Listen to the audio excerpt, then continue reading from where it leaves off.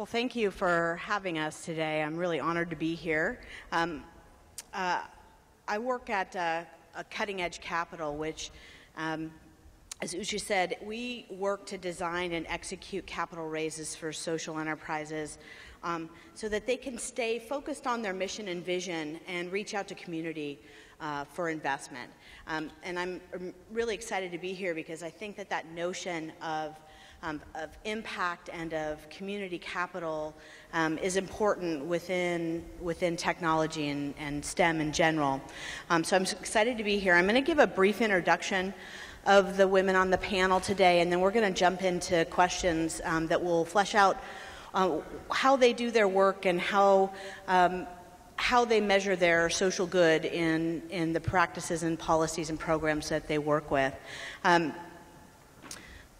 To my right is Julie Klugage, who's the Executive Director for Team for Tech. Next to her is Arzu Riahi, who is with Tech Women, and Grace Chung, who is formerly with Yahoo in their Tech for Good and Social Impact organization. Ladies, we're going to start with a question about what is this notion of social good and impact, and how is that used in the work that you do? If you could tell us a little bit about what you do and how you weave that in. You can go ahead and start with Julie. Sure, yeah, thank you so much. Thanks for being here, everybody. I co-founded and am the executive director of Team for Tech, and we are a nonprofit based in Redwood City. Our mission is to advance the quality of education for underserved students, primarily in developing countries. We do that through an immersive service learning model for tech professionals. So we partner with tech companies, including Adobe, Autodesk, Intel, HP Enterprise, VMware, Pure Storage, and we match them with capacity building projects for nonprofits working on education in developing countries. So over the last 4.5 years, we've done about 35 of those pro bono consulting projects in 11 countries, reaching about 38,000 students and teachers. I can say more about the specifics. Okay, great. Hi, I'm Arzu. Do we have any Tech Women mentors in this room? Okay, I can't see anything, but I was hoping that we'd have some. Hello. We actually have many of our mentors who also participate in Tech for, is it Tech for Good? Team for Tech, yes. So I work for an organization called the Institute of International Education. One of the programs that we work on is called Tech Women. It's an initiative of the Department of State. And we are going into our 7th year. We're bringing 100 women from 22 different countries on Sunday. So it's a very busy and exciting time for us.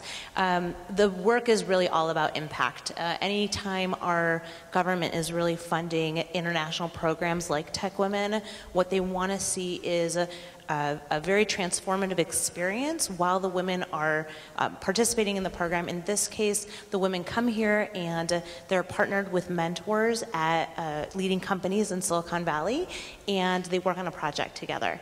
And we hope that through that experience they can see the innovation, the risk-taking culture that we all know is we're very lucky to have in our backyards, and we hope that they take that home and use it in a way that they find will allow them to meet the goals and their own full potential, whether that's starting their own initiatives, whether that's mentoring other young girls, encouraging young women to pursue careers like themselves, being positive role models, you name it. So the program is really all about impact, and we're getting started on Sunday for the 7th year. Hi, my name is Grace, and as it was mentioned, most recently I was at Yahoo on the Yahoo for Good corporate social responsibility team. I led our Tech for Good initiatives where we really looked at, how do we leverage our products and technology to create impact in the communities we live and work in.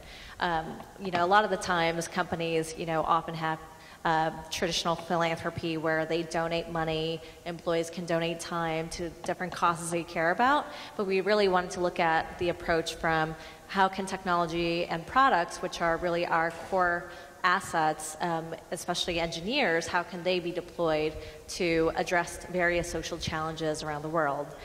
So that entailed things such as organizing internal hackathons where we got engineers to look at issues like disaster response when the Nepal earthquake hit last year, or looking at, with the Syrian refugee crisis, what are ways that our products and platforms could be used to support these communities. Another way we do this is, the way we did this was through skills-based volunteering. So partnering with nonprofits and organizations such as Technovation and Tech Women to really increase access to STEM education for underserved communities around the world, especially where we had offices, was a really big way where our employees could get involved, roll their sleeves up, and also really learn about the nonprofits that they could support through their day skills that they may not have been aware about in the past. So we could talk all about Tech for Good, but that's what we did at Yahoo. Great, thank you. One of the questions that gets asked a lot is, okay, so we're working to make an impact and we're working for the social good. How do we measure that? How do we know what our reach is? What types of success measurements can we use? How do you track this, and have there been challenges? So if anybody wants to jump in. Yeah, so at Team for Tech, we're actually trying to make an impact on 3 levels. First is advancing the quality of education. The second level is an impact on the volunteers themselves in terms of leadership development and the skills that they acquire going through this design thinking consulting process. And the third level is for our corporate partners. There's a ton of research out there that shows that engaging employees in these types of skill-based volunteering programs boosts employee engagement, helps with recruiting and retention, helps with brand awareness. So we try to measure on all 3 of those levels. It's definitely a challenge.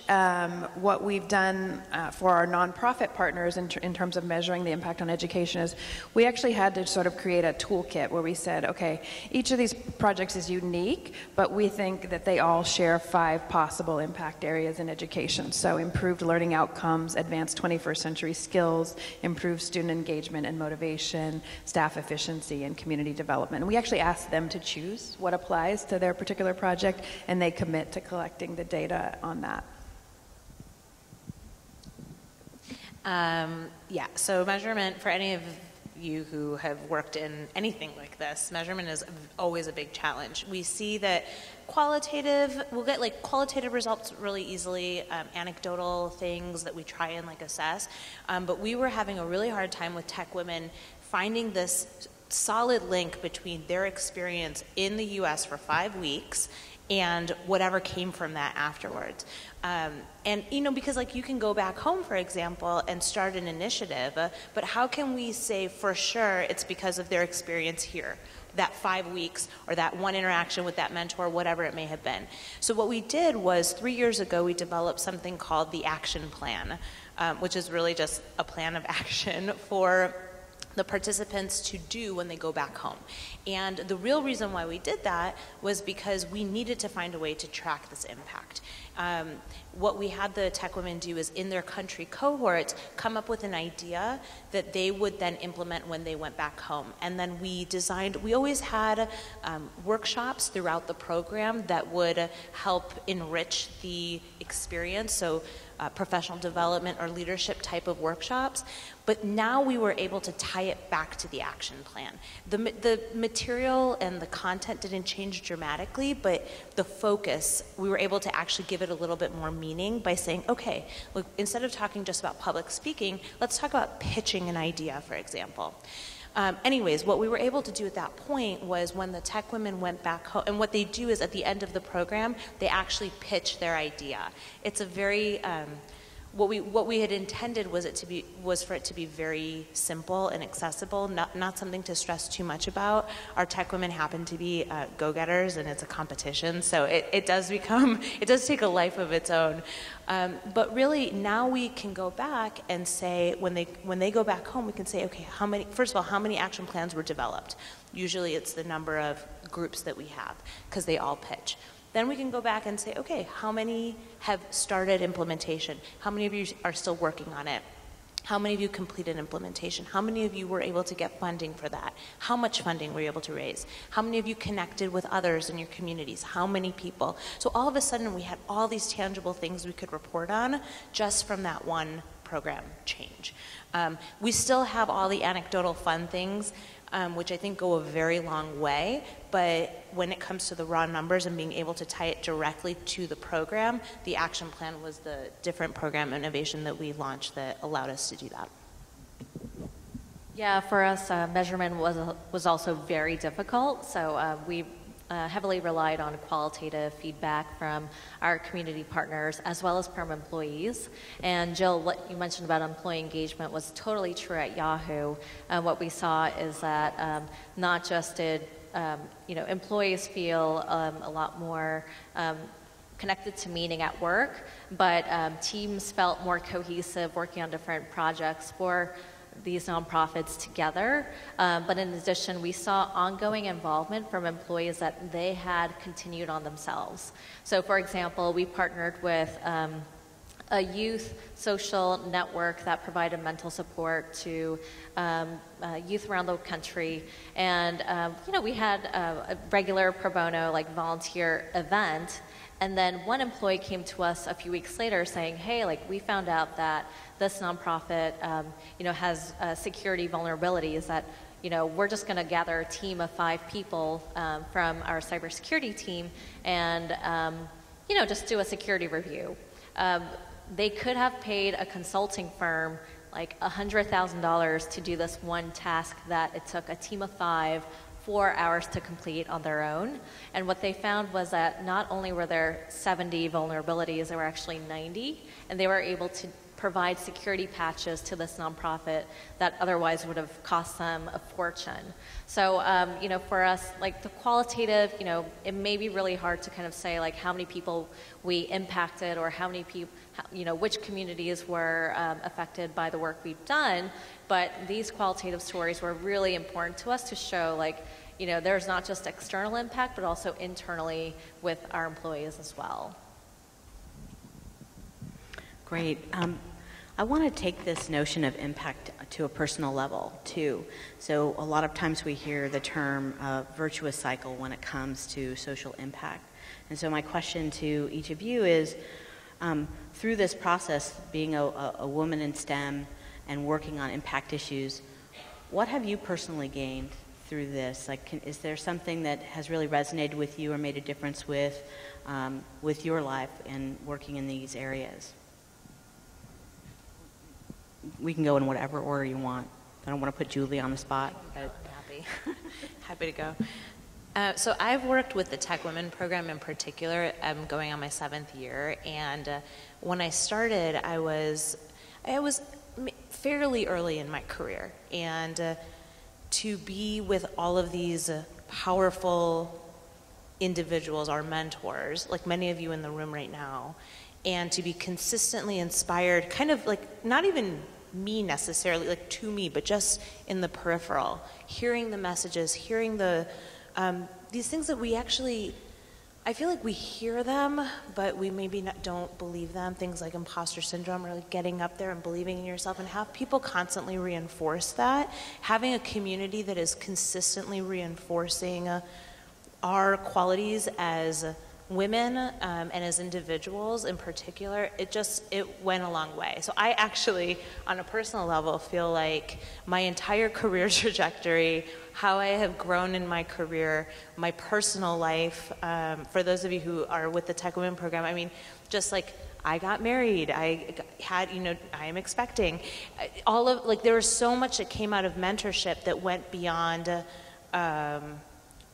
it's so intangible what you get from something like that. So I really believe wholeheartedly in the power of community and the power of mentorship. And it comes in so many different ways. It's not as simple as, can you be my mentor? Can you help me? It's actually this very natural and organic relationship that is formed when you believe in something like that and you bring this community together, and the impact that has on somebody's life, I can say from my own perspective, it has been, I cannot even describe or measure the influence of this amazing community in my own life. Yeah. I guess for me, my passion for this work started when I was a couple years out of college, and I actually went to be a teacher in rural Guatemala, and I worked in a high school that had just opened for Mayan secondary students. And it was actually the first high school that had opened in this region that was outside of an urban area. So it was the first time that a lot of these kids had even been able to go to secondary school. And just to see sort of what they were capable of when we brought in technology, brought in those opportunities, and I was fortunate enough to support a few of them as they went through college, and they ended up working at the leading national think tank in Guatemala or the leading university in, agrarian research. And for me, that just sort of lit the fire, like, look what is possible when, motivated kids have the same opportunities that probably all of us have had. And then I ended up working at Intel for 10 years on corporate social responsibility programs, which were all around education and technology as a tool to improve the quality of education. And so many of our employees at Intel kept asking me, like, hey, how can I get involved in all these great things that Intel is doing in developing countries? And there really was no way. I mean, you could volunteer in your local school, but you couldn't get involved in the global programs that we had at the time. And so the stars just aligned kind of in my 9th year at Intel, and we started something called the Education Service Corps, and it was, I think we got like $15,000 from HR to do it. It was super low budget, under the radar, but so many people were sort of doubtful, like, would anybody really want to do this? And, would their manager let them go? And so we said, let us just put it out there. So we had 3 projects, and we put it out there. We had 15 spots, and we had over 500 people apply for that. And it just sort of took off from there. And for me, it was so gratifying to kind of bring that experience that I had had in Guatemala, where you're able to match the need around education with, the skills that people bring to the table, and then their willingness is able to be channeled in a very effective way. So that's what's been personally very gratifying to me about Team for Tech. We've had 300 employees over the past 4.5 years from about 20 companies, and just being able to match people with like a place that they can make a difference, I find very gratifying.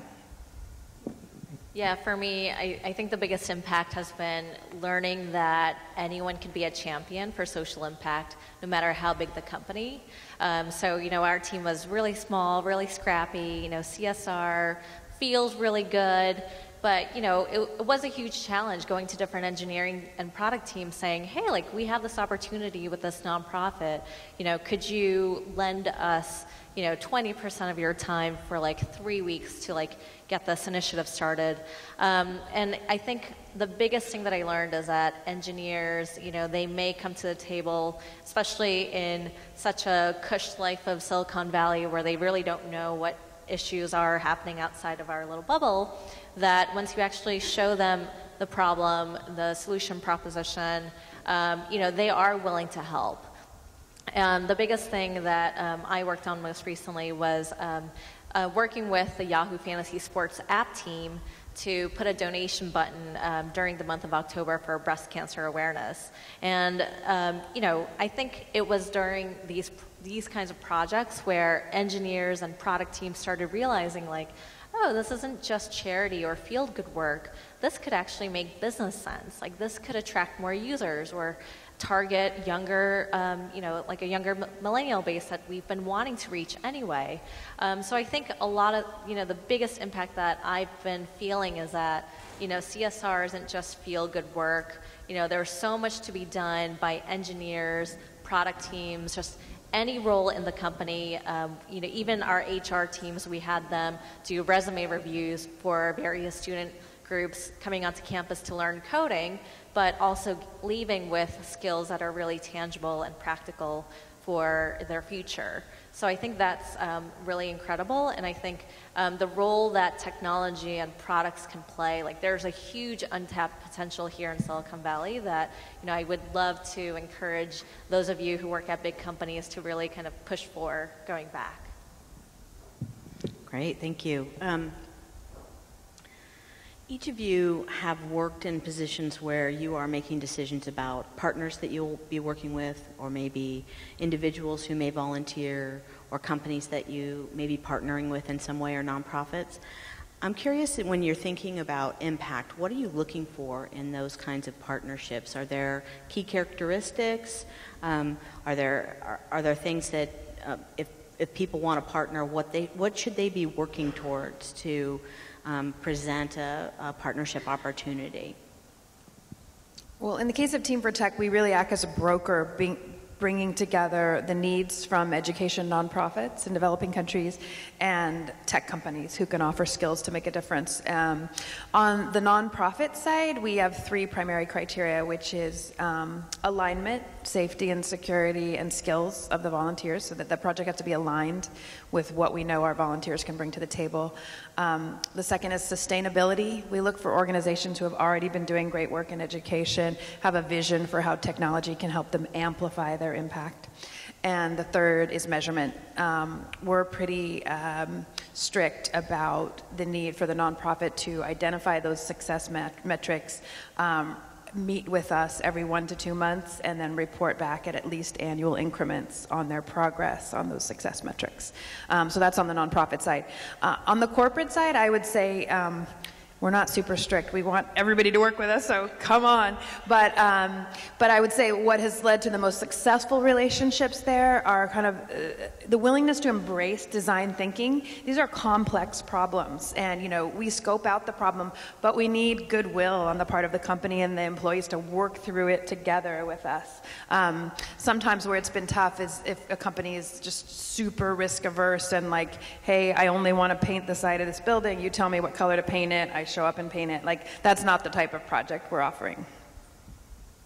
So yeah, when I was at Yahoo, the things that we really looked for were, did it really align to our corporate goals? So, focusing on tech for good, was it, were the organizations that we worked with focused at least somewhat in technology? And also the second being, were they concentrated in areas that our employees lived and worked in? And it always helped to have employees who are already volunteering with these organizations coming to us saying, hey, I already volunteer with this nonprofit, they need XYZ, can we support them in any way? It was so much easier for us to kind of know that, these are causes that our employees care about, so yes, let's partner with them.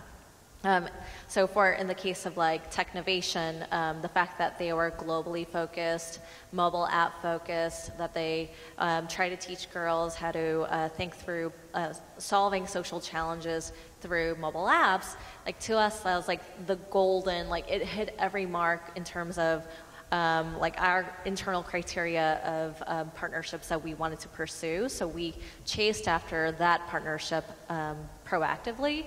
But in certainly other cases such as Tech Women, we had mentors who already mentored with Tech Women that it just made sense in additional sense to partner with these organizations. Yeah, so from our perspective, we rely on our partnerships. Our mentors are all volunteering their time, and our partner companies are all volunteering their space, their laptops, their resources to host the Tech Women. And so what we look for are companies that are really committed to our cause and our mission and are willing to, are excited even, I shouldn't say willing, are excited about the opportunity to participate. I would say where we are, for us, the impact here that we're really looking for is more in the selection of the participants themselves. And what we're looking for is a history of volunteerism or mentorship and a deep and genuine commitment that comes through in their application and their interviews throughout the selection process. I would say that with our corporate partners, where we really find what we find works best are individuals who, as mentors, are willing to commit the time. And that's actually really difficult because obviously time is a limited resource. And I think those of us in this room have, we're busy people. And to be able to find the value in volunteering and spending your time in this way for this period of time, for this duration of the program, when we're able to find individuals like that, and thankfully we're able to, those individuals often are returning as well, that goes a long way in ensuring that that the the entire experience is positive, both for the participants and also for the individuals who are mentoring them throughout the time. Great. I think we're probably closing in on the last 5 or so minutes of our panel time. I know we're running behind for folks, but I wanted to get some kind of final thoughts, maybe some words of wisdom or takeaways directed at the women in STEM that are here. What can you offer to them? I think we have a great opportunity. I love being at this conference with so many like-minded individuals, and I think we do have the opportunity to create this virtuous cycle that you referred to. I did some research, and I think it will come as no surprise, but women are more motivated to pursue STEM careers when they see a social purpose around it. So 91% of Gen X women say that they want to contribute to their communities through their work. For millennials, a company's cause work is the #3 factor for why they choose a company to work at. And 97% of them want to contribute their skills, not just money.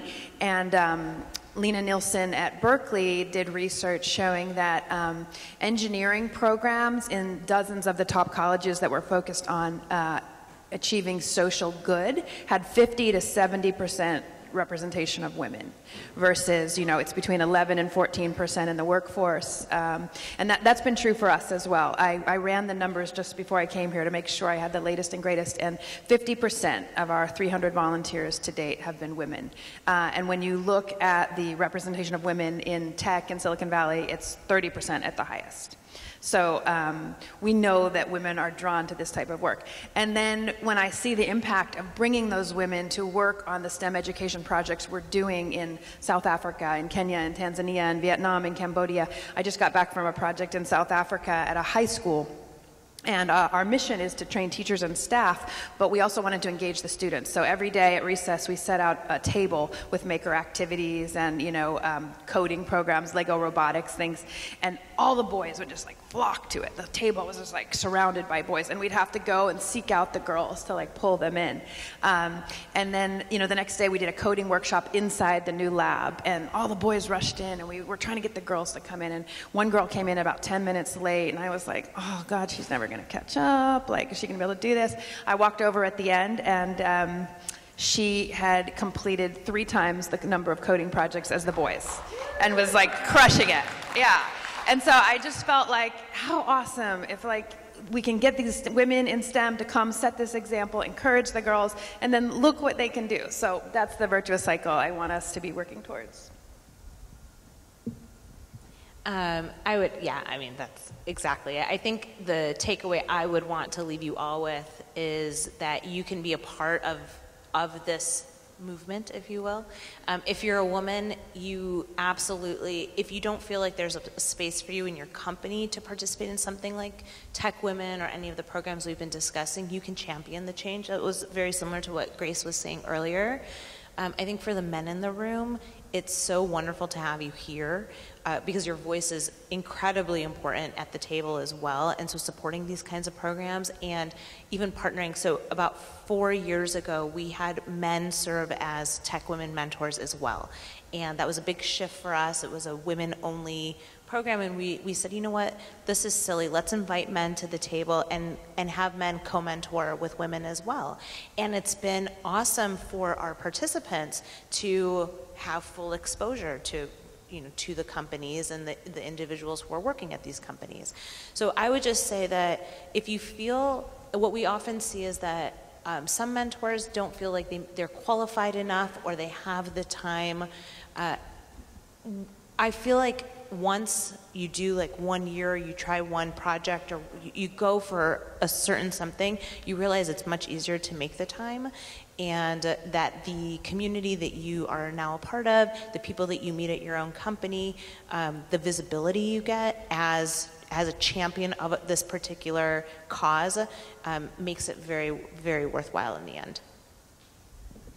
Yeah, I would echo both what Jill and Arzu said and really share, you can be as creative as you want to really champion social good in your companies or organizations.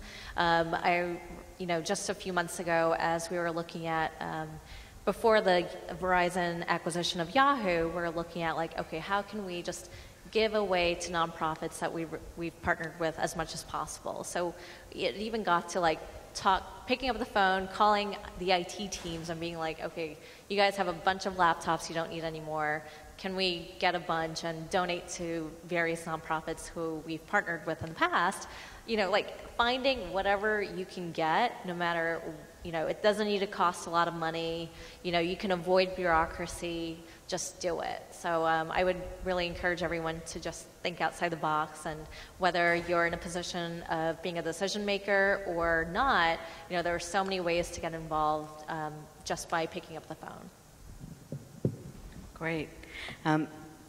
Just to kind of wrap up, what some of what I'm hearing and what I hear in my work with capital raising for social impact organizations is, you know, we can sometimes identify the tangible impacts if we can measure them, or if we can focus on those particular success stories that we can highlight. But one of the things that I've heard through today's panel and that I hear in my work is that there are a lot of intangible returns as well that aren't as easy to measure, but that pay dividends in many other ways. So I appreciate you all sharing your thoughts and time with us today. Thanks for being here, and thank you all for sharing the afternoon with us.